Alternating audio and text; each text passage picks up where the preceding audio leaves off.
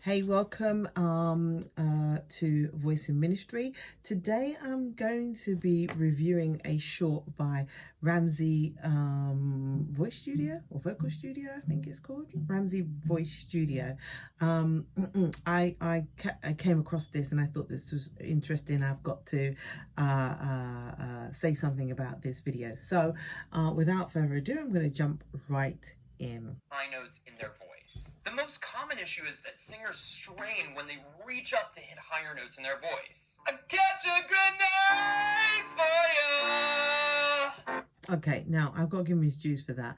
That he can demonstrate singing incorrectly. I feel like I've been trained or I've worked so hard to sing correctly that trying to sing incorrectly is difficult. So kudos to him for being able to sing incorrectly to demonstrate straining.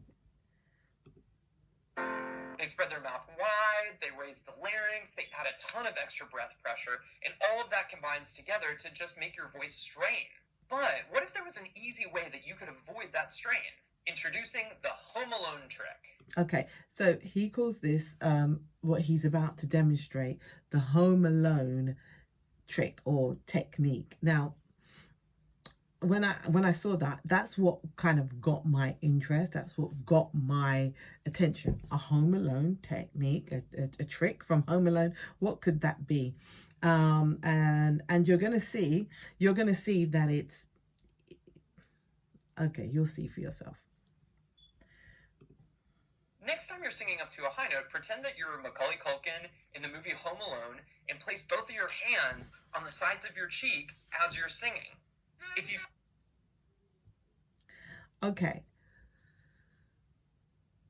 So what he's trying to demonstrate here at this point is basically don't smile, don't let your mouth go too wide. Keep your mouth north-south like this when you're singing. And so the trick or the technique is Home Alone is when Macaulay Culkin slaps his face like this. I'm not going to say that it's new or anything like that. It's almost a logical way to go in terms of helping a student to kind of keep their mouth on north-south. I tend to just go like this, north-south, and let your jaw relax. Anyway, that's his technique. Let's see what he does next. Feel you're spreading your mouth past your hands, you're spreading the vowel. Okay, now here's the thing where he talks about spreading your mouth and open or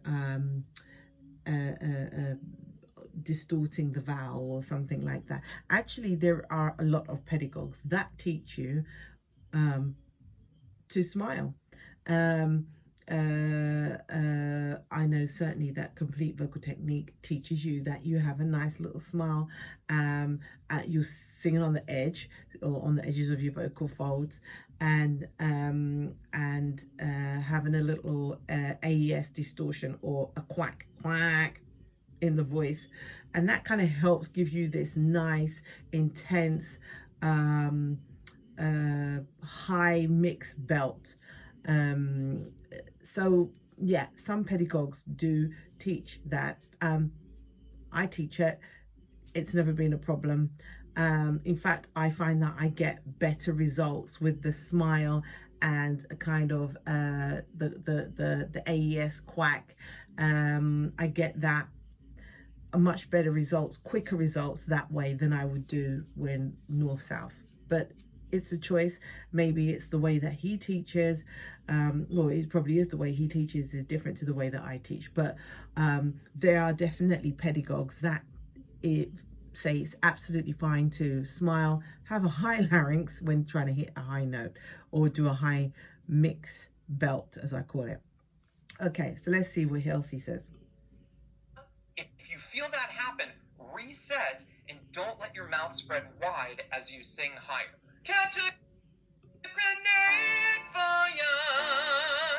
Okay, now if you listen to him very carefully, what he does is put twang on the top of his he puts a nasal twang on. So he'll sing catch a grenade for ya. So it's coming up here through the nose. Which gives it that intensity. You want that kind of sense of intensity, or making it even sound louder, having that intensity on top of it. I actually sat and tried this, where I put my two hands here. I said, okay, what's he trying to achieve when you put your two hands here? Catch a grenade for ya, grenade. Now, I would argue, okay, that it's the twanging on top of that is helping you to hit the high note. I would argue that. Certainly, when you put it like this, when you put, you know, sing like this, grenade, you feel that you have to lift that palate at the back, that high palate at the back, without a doubt. I would argue that the twang that he puts on top is the thing that really helps him to hit the high notes, or make that high note sound really intense. But also I understand the acoustics of kind of keeping the mouth long can also help you in terms of hitting the high note. So there's several little things going on there. Many singers... Okay, so I think that's the end of it. So my thing about this is when people say a little trick or a little new, and maybe try to present it as if it's new or something fantabulous, when actually it's not. It's kind of a well-known, well-used trick or technique. I think that's where I kind of have my little moment. But yeah, as I said, I've seen people use the smile to help them hit high notes. Certainly if you're singing gospel, hands down, you want to have that smile. That smile gives you the intensity. That high larynx gives you the intensity. It gives you the weight. Really puts that weight in to the voice that you often hear with gospel singing. I don't know if it works like this, because it's not something that I would use. It's not a technique that I would use to teach someone to sing gospel. But yeah, my